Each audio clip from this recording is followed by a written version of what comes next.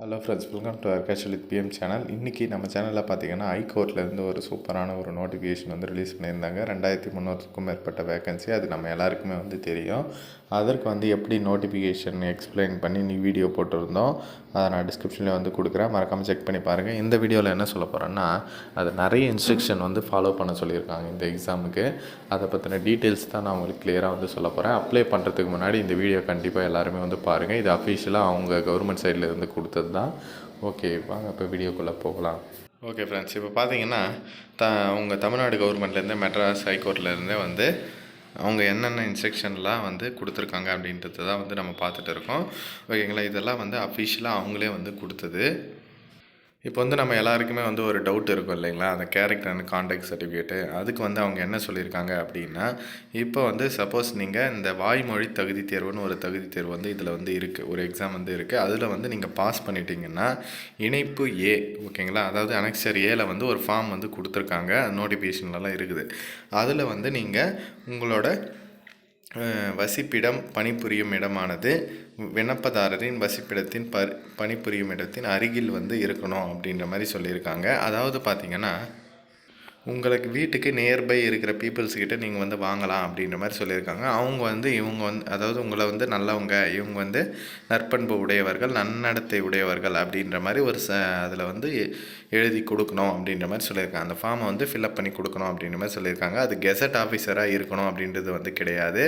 அதே மாதிரி கோர்ட்டில் ஒர்க் பண்ணுறவங்களோ இல்லை வந்து கவர்மெண்ட் ஆஃபீஸரோ இருக்கணும் அப்படின்றது வந்து கிடையாது அப்படின்ற மாதிரி சொல்லியிருக்காங்க. மாற்றுத்திறனாளிகள் அவங்க அப்ளை பண்ணுறாங்க பார்த்திங்கன்னா, அவங்கள தவிர மற்றவங்க எல்லாருமே பார்த்திங்கன்னா நல்ல மனநிலையும் உடல் ரீதியான குறைபாடு எதுவும் வந்து இல்லாமல் இருக்கணும் அப்படின்ற மாதிரி சொல்லியிருக்காங்க. நீங்கள் மாற்றுத்திறனாளி கேட்டகரியாக இருந்தால் மாற்றுத்திறனாளி கேட்டகரியில் வந்து அப்ளை பண்ணலாம், ஓகேவா. அப்புறம் ஒரு சில இன்ஸ்ட்ரக்ஷனெல்லாம் கொடுத்துருக்காங்க. அதாவது நீங்கள் வந்து ஒன்றுக்கு மேற்பட்ட மனைவி வந்து இருக்கக்கூடாது உங்களுக்கு அப்படின்ற மாதிரி சொல்லியிருக்காங்க. அதே மாதிரி பார்த்திங்கன்னா உங்களோட ஒழுக்கம் மற்றும் தகுதி வந்து கரெக்டாக வந்து இருக்கணும் அப்படின்ற மாதிரி சொல்லியிருக்காங்க. அப்புறம் வந்து நீங்கள் உங்கள் மேலே எந்த கிரிமினல் கேசஸ்லாம் வந்து எதுவும் இருக்கக்கூடாது. அப்புறம் எக்ஸாம்லேருந்து உங்களை எந்த எக்ஸாம்லேயும் தகுதியற்றவர் அப்படின்ட்டு உங்களை ஒதுக்கி வச்சிருக்கக்கூடாது, அந்த மாதிரிலாம் சொல்லியிருக்காங்க. அதே மாதிரி ஆள் மாறாட்டம் செஞ்சு அதில் ஏதாச்சும் கேஸ் இருக்குது அப்படின்னா அவங்கெல்லாம் வந்து இதற்கு வந்து எலிஜிபிள் கிடையாது அப்படின்றத வந்து சொல்லியிருக்காங்க. அப்புறம் முன்னுரிமை டீட்டெயில்ஸ் வந்து கொடுத்துருக்காங்க. அதாவது பிஎஸ்டிஎம் சர்டிஃபிகேட் வச்சுன்னு இருக்கிறாங்க மாற்றுத்திறனாளிகள், முன்னாள் இராணுவத்திற்கு, அப்புறம் வந்து ஆதரவற்ற விதவை அவங்களுக்கு, இந்த மாதிரி வந்து தனித்தனியாக வந்து ஏஜ் ரிலாக்ஸேஷன் அண்டு முன்னுரிமையுமே வந்து கொடுத்துருக்காங்க. அப்புறம் வந்து யார் யாருக்கெல்லாம் முன்னுரிமை இருக்குது அப்படின்னு பார்த்தீங்கன்னா, கொரோனா தொற்றுனால இல்லை மற்ற காரணங்களால் பெற்றோர் இருவரையும் இழந்த இளைஞர்கள், மகன் அல்லது மகள், ஓகேவா, அவங்க 2 பேருக்குமே வந்து முன்னுரிமை இருக்குது. அப்புறம் முதல் தலைமுறை பட்டதாரிகள், அப்புறம் வந்து பிஎஸ்டிஎம் தமிழ் வழியில் படித்தவங்களுக்கு இந்த சர்டிஃபிகேட் யாருக்காச்சும் வேணும்னா சொல்லுங்கள், நான் வாங்கித்தரேன். நம்மளது சேவை இருக்குது, டிஸ்கிரிப்ஷனில் வாட்ஸ்அப் நம்பர் இருக்குது, நீங்கள் என்னை காண்டாக்ட் பண்ணலாம். அதே மாதிரி போரில் உடல் தகுதி இழந்த முன்னாள் இராணுவத்தினர், அப்புறம் வந்து முன்னாள் இராணுவத்தினரின் குடும்பத்தை சேர்ந்தவங்கள மரணம் அடைந்தாங்க பார்த்தீங்களா, அவங்களோட குடும்பத்தினரில் 2 பேர், ஆதரவற்ற விதவைகள், கலப்பு திருமண தம்பதியர், அப்புறம் வந்து பார்த்திங்கன்னா இந்த மாதிரி வந்து நிறைய சுதந்திர போராட்ட தியாகி, பர்மா, இலங்கை, கென்யா அந்த நாடுகள் வந்து தாயகம் திரும்பிய இந்தியர்கள், இந்த மாதிரி வந்து அந்த கேட்டகரியில் கொடுத்துருக்காங்க. அப்புறம் மாற்றுத்திறனாளிகள், அப்புறம் வந்து கவர்மெண்ட் மாநில அரசு பணியிலிருந்து விடுவிக்கப்பட்டோர் அவங்க, அப்புறம் வந்து கொத்தடிமைகளாக இருந்தவங்க,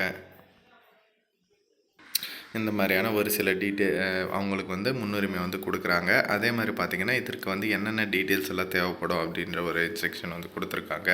ஃபஸ்ட்டு வந்து பார்த்திங்கன்னா ரிஜிஸ்ட்ரேஷன் பண்ணுறதுக்கு உங்களோட மெயில் ஐடி, மொபைல் நம்பர் வந்து தேவைப்படும். ஆல்ரெடி நம்ம சேனலில் எப்படி அப்ளை பண்ணுறதுன்னு வீடியோ போட்டிருக்கோம், அது மூலமாக நீங்கள் வந்து தெரிஞ்சுக்கலாம், ஓகேவா. என்னென்னலாம் தேவைப்படும் அப்படின்ற டீட்டெயில்ஸ் தான் வந்து கொடுத்துருக்காங்க. உங்களோட email ID and mobile number ரொம்பவே வந்து முக்கியம் அப்படின்ற மாதிரி சொல்லியிருக்காங்க. அப்புறம் வந்து உங்கள் ஃபோட்டோ அண்டு சிக்னேச்சர் டீட்டெயில்ஸ், ஓகேங்களா. 20லேருந்து 50 KB வரலும் இருக்கிறவங்க ஃபோட்டோ வந்து அப்லோட் பண்ணிக்கலாம் அப்படின்ற மாதிரி சொல்லியிருக்காங்க. சிக்னேச்சருக்கு 10லேருந்து 20 KBக்குள்ளே இருக்கிறவங்க வந்து அப்லோட் பண்ணிக்கலாம் அப்படின்றதையும் வந்து சொல்லியிருக்காங்க. அப்புறம் வந்து செகண்டு எஜுகேஷன் குவாலிஃபிகேஷன், அதனோட டீட்டெயில்ஸ் எல்லாம் ஃபில்அப் பண்ணணும். அப்புறம் வந்து அடிஷ்னல் இன்ஃபர்மேஷன், அதனோட டீட்டெயில்ஸு. அப்புறம் வந்து ஃபைனலாக டிக்ளரேஷன் பண்ணிட்டு அப்புறம் உங்களோட டீட்டெயில்ஸ் எல்லாமே வந்து கன்ஃபார்ம் பண்ணிவிட்டு சப்மிட் பண்ணுற ஆப்ஷன் வந்து நீங்கள் கிளிக் பண்ணுற மாதிரி இருக்கும் அப்படின்ற மாதிரி சொல்லியிருக்காங்க. அடுத்ததாக நீங்கள் பார்த்தீங்கன்னா ஃபீஸ் கட்ட வேண்டியவங்கெல்லாம் அந்த சலானை வந்து டவுன்லோட் பண்ணி அதை ஃபில்அப் பண்ணி பேங்க்கில் கட்டி அதுக்கப்புறம் அந்த சலானை எடுத்து திரும்பவும் வந்து இதே இடத்துல வந்து அப்லோட் பண்ணுற மாதிரி இருக்கும் அப்படின்றதையும் வந்து மென்ஷன் பண்ணியிருக்காங்க. அப்புறம் வந்து ஒரு சில பேசிக் இன்ஸ்ட்ரக்ஷன் தான் வந்து சொல்லியிருக்காங்க. நீங்கள் அப்ளிகேஷன் ஃபார்ம் எல்லாமே வந்து கரெக்டாக ஃபில்அப் பண்ணணும், தப்பாக எதுவும் ஃபில்அப் பண்ணக்கூடாது, அதே மாதிரி ஃபில் பண்ணாமல் எதுவும் வந்து விடக்கூடாது அப்படின்றத வந்து சொல்லியிருக்காங்க. ஓகேங்களா? அதே மாதிரி லாஸ்ட் டேட்டுக்கு முன்னாடி வந்து ஃபில்அப் பண்ணுங்கள், கன்ஃபார்ம் சப்மிட் பண்ணால் தான் உங்களோட அப்ளிகேஷன் வந்து எடுத்துக்கொள்ளப்படும் அப்படின்ற மாதிரி வந்து மென்ஷன் பண்ணியிருக்காங்க. அப்புறம் இதே வெப்சைட்டில் பார்த்தீங்கன்னா உங்களுக்கு ஆல் டிக்கெட் வந்து ரிலீஸ் பண்ணுவாங்க. அதே மாதிரி உங்களுக்கு போஸ்டல் மூலமாக வந்து எதுவும் சென்ட் பண்ண மாட்டோம், ஒன்லி ஆன்லைன் மூலமாக தான் அப்படின்றத வந்து மென்ஷன் பண்ணியிருக்காங்க. அப்புறம் வந்து இன்னொரு ரூலுமே வந்து சொல்லியிருக்காங்க. இப்போ பெண்களுக்குன்னு இடஒதுக்கீடு செஞ்சுருக்காங்க இல்லையா, அதில் வந்து யாருமே வந்து அந்த இடத்துல வந்து வரலை அப்படின்னா அந்த இடத்துல அதே கம்யூனிட்டியை சேர்ந்த ஆண் வந்து நிரப்பலாம் அப்படின்ற மாதிரி சொல்லியிருக்காங்க. யாரும் இல்லாத பட்சத்தில் ஒதுக்கலாம் அப்படின்ற மாதிரி சொல்லியிருக்காங்க. அதே மாதிரி ஒரு சில எக்ஸாம் இன்ஸ்ட்ரக்ஷன் வந்து சொல்லியிருக்காங்க. அவங்க வந்து என்ன சொல்லியிருக்காங்கன்னா, அவங்க ப்ராப்பராக வந்து ஒரு 30 மினிட்ஸ் முன்னாடியே வந்து வரணும் அப்படின்ற மாதிரி சொல்லியிருக்காங்க. அதே மாதிரி கரெக்டான ட்ரெஸ்ஸஸ் வந்து போட்டுட்டு வரணும். அதாவது ஜீன்ஸ் பேண்ட்டு, டிஷர்ட் அந்த மாதிரிலாம் இல்லாமல் ப்ராப்பராக ஒரு ஷர்ட் பேண்ட் வந்து போட்டுட்டு வரணும் அப்படின்றத வந்து சொல்லியிருக்காங்க. ஆல் டிக்கெட் வந்து எடுத்துகிட்டு வரணும் அப்படின்ற மாதிரி மென்ஷன் பண்ணியிருக்காங்க. அதே மாதிரி உங்களுக்கு எங்கே வந்து எக்ஸாம் ஹால் போடுறாங்களோ அங்கே தான் வந்து நீங்கள் வந்து எக்ஸாம் எழுதணும் அப்படின்றதையும் வந்து மென்ஷன் பண்ணியிருக்காங்க. அதே மாதிரி அந்த கடிகாரம், மோதிரம், கால்குலேட்டர், கைபேசி இந்த மாதிரி எலக்ட்ரானிக் ப்ராடக்ட்ஸ் அது எதுவுமே வந்து எடுத்துகிட்டு போகக்கூடாது அப்படின்றதையும் வந்து சொல்லியிருக்காங்க. அதே மாதிரி டீ, காஃபி, ஸ்நாக்ஸு அதெல்லாம் வந்து எடுத்துகிட்டு போகக்கூடாது, குளிர்பானங்கள் அது எதுவுமே வந்து எடுத்துகிட்டு போகக்கூடாது அப்படின்ற மாதிரி சொல்லியிருக்காங்க. அப்புறம் அவங்களுக்கான இடத்துல அவங்கெல்லாம் உட்காந்து எக்ஸாம் எழுதணும் அப்படின்றதையும் வந்து மென்ஷன் பண்ணியிருக்காங்க. இதற்கு வந்து நீங்கள் வந்து பார்த்தீங்கன்னா உங்களோட ப்ளூ பாயில் பாயிண்ட் பென் வந்து யூஸ் பண்ணலாம் அப்படின்ற மாதிரி சொல்லியிருக்காங்க. உங்களுக்கு வந்து ஓஎம்ஆர் ஷீட்டில் தான் வந்து எக்ஸாமினேஷன் வந்து இருக்க போகுது. நான் இது வந்து எக்ஸாம் கிட்ட வந்தவொடனே இன்னும் டீட்டெயிலாக நான் உங்களுக்கு அந்த ஓஎம்ஆர் ஷீட் ரிலேட்டடாக வந்து வீடியோ வந்து போடுறேன். இப்போதைக்கு ஒரு சில இன்ஸ்ட்ரக்ஷன் வந்து தெரிஞ்சிருந்தாலே போதும். அதே மாதிரி உங்களுக்கு இன்னும் வேறு ஏதாச்சும் டவுட் இருந்தால் வந்து உங்களுக்கு காலைல 10 மணிலேருந்து ஈவினிங் 5:45 மணி வரலும் ஒரு நம்பர் வந்து கொடுத்துருக்காங்க. அந்த நம்பரில் நீங்கள் வந்து காண்டாக்ட் பண்ணி கேட்டுக்கலாம் எந்த டவுட்டாக இருந்தாலும் அப்படின்ற மாதிரி சொல்லியிருக்காங்க. மெயில் ஐடியுமே வந்து கொடுத்துருக்காங்க. ஓகேங்களா? இந்த மெயில் ஐடியிலையும் நீங்கள் வந்து மெயில் பண்ணலாம் அப்படின்ற மாதிரி சொல்லியிருக்காங்க. அப்புறம் வந்து அவங்க என்ன சொல்லியிருக்காங்கன்னா, இப்போ சப்போஸ் எக்ஸாமினோட டேட் எப்போ இருக்கும், என்ன ஏதுன்ட்டு அந்த மாதிரியான கொஸ்டின்ஸ் எல்லாம் வந்து ஆன்சர் பண்ண மாட்டோம் அப்படின்ற மாதிரி சொல்லியிருக்காங்க. அதாவது எக்ஸாம் எப்போன்றது அவங்க அப்புறம் அனௌன்ஸ்மெண்ட் வந்து பண்ணுவாங்க. நம்ம இப்போவே கேட்டால் அதை வந்து அவங்களால சொல்ல முடியாது இல்லையா, அதை தான் வந்து சொல்லியிருக்காங்க. இதுதான் வந்து 57 பேஜஸ் கொண்ட மெட்ராஸ் ஹைகோர்ட்டோட எக்ஸாம் இன்ஸ்ட்ரக்ஷன்ஸு. கண்டிப்பாக இதை வந்து தெரிஞ்சுக்கணும் எல்லாருமே.